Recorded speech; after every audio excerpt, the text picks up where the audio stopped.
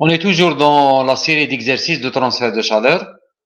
Aujourd'hui, on va aborder l'exercice 5 qui concerne la conduction monodimensionnelle transitoire dans les corps semi-infinis. Dans cet exercice, nous allons voir une plaque en acier, en gris ici, qui initialement a une température T initiale TI égale 300 degrés C. Elle reçoit, cette plaque en acier, elle reçoit un jet d'eau, voilà le jet d'eau, de température T l'infini égale 25 degrés C. Donc, on suppose que la température de surface, ici, elle est égale à celle de l'eau, c'est-à-dire 25 degrés C pendant tout le temps de refroidissement. La question posée, combien de temps il faut pour que la température ici, pour x égale 0,025, elle va atteindre 50 degrés C. À partir, bien sûr, la distance, elle est comptabilisée à partir de la surface, c'est-à-dire dans ce sens. 0,025, combien de temps pour avoir cette température de 50 degrés C? On donne bien sûr ici les propriétés de l'acier, qui sont là, ρ, le Cp et la conductivité K. Bien.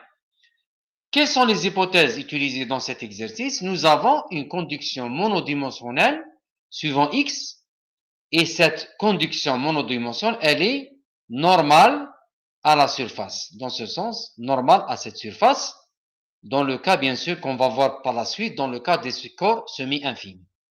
La température initiale, elle est uniforme partout. Elle est égale à 300 degrés C, TI, température initiale. Les propriétés thermophysiques de l'acier sont constantes. Et on considère aussi qu'il n'y a pas de génération de chaleur dans l'acier. Bien. On va suivre comme d'habitude notre stratégie et on va donner des rappels concernant cette partie du corps. Là, nous avons une conduction monodimension transitoire qui ne pénètre pas entièrement dans la plaque, dans la matière. Donc, je peux considérer le cas d'un corps semi-infini et on va appliquer la résolution qui convient. En plus, le jet d'eau, il va garder la température de la surface constante, c'est-à-dire là, on est dans le cas d'une température constante Ts à la surface. On va aussi appliquer les équations appropriées. Je vais faire un rappel sur le solide semi-infini. Le solide semi-infini, c'est un corps idéal, idéalisé, où vous avez uniquement une seule surface plane qui est soumise à ce transfert, à cette chaleur, ou bien à ce flux de chaleur, ou bien à cette température.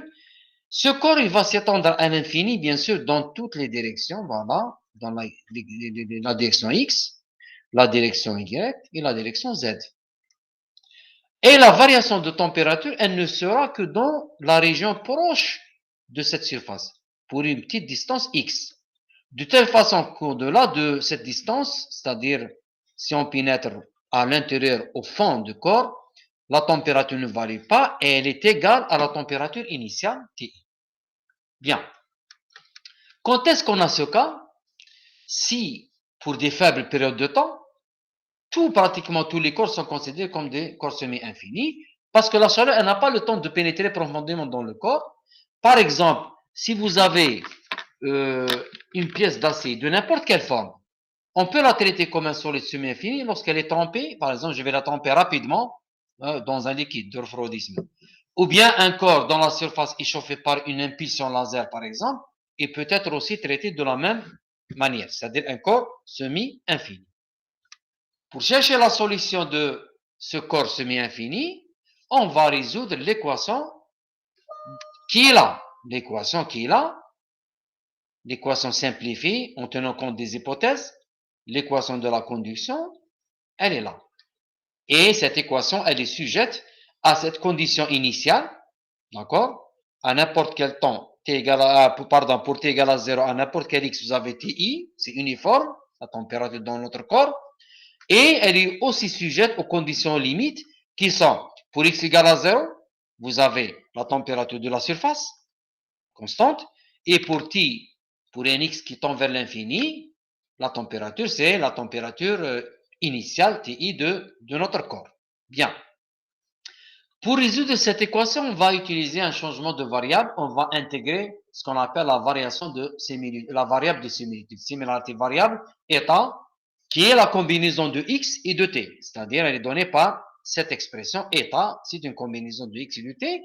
Et cette variable de similitude, je vous rappelle qu'on a déjà fait dans le cours de mécanique des fluides, dans la résolution, la solution exacte de Blasius de la Cauchy limite.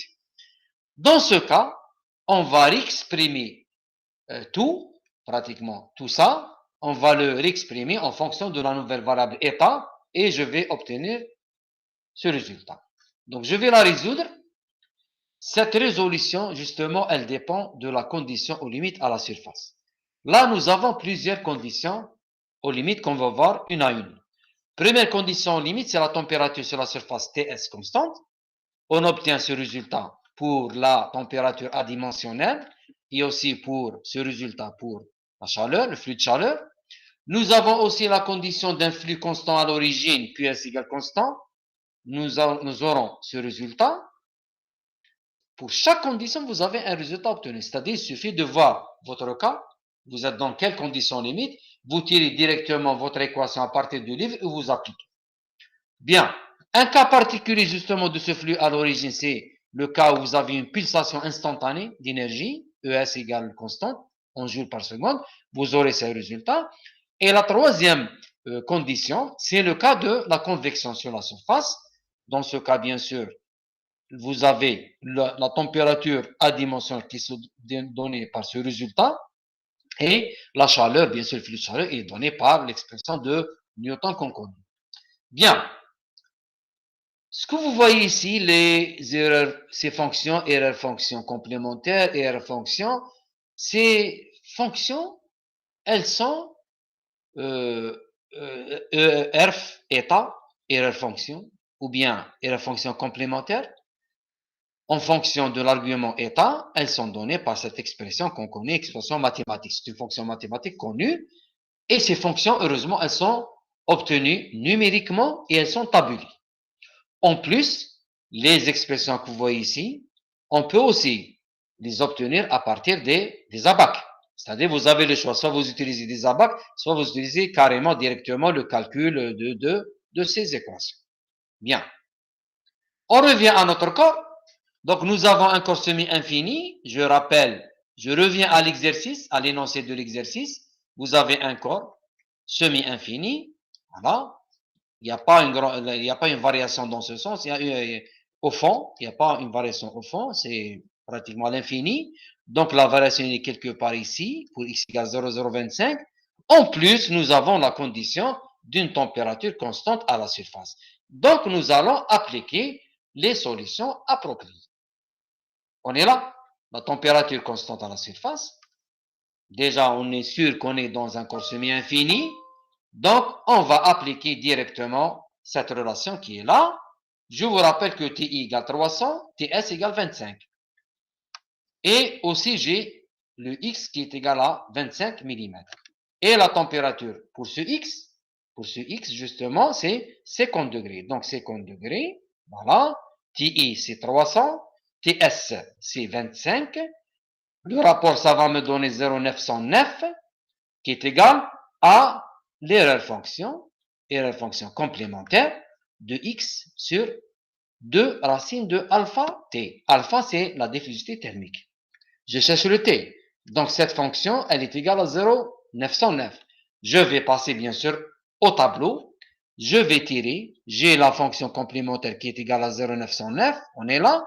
Donc, je vais tirer carrément 0 état égale 0,08. C'est-à-dire, cette valeur complète, elle est égale à 0,08. Je remplace directement pour un x égale 0,025. Je tire le temps et j'obtiens un résultat de 146,85 secondes.